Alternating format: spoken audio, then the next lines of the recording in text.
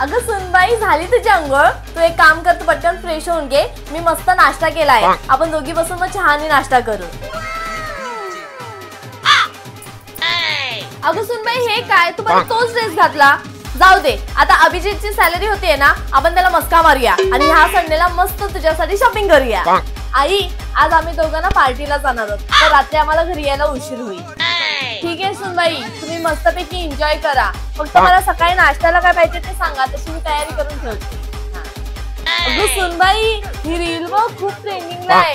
तू एक काम कर, तुझं ऑफिसचं काम पटकन आवर, आपण संध्याकाळी तुझी व्हिडिओ शूट करूया. तू रेडी हो मस्तपैकी आणि मी तुझी व्हिडिओ शूट करेन.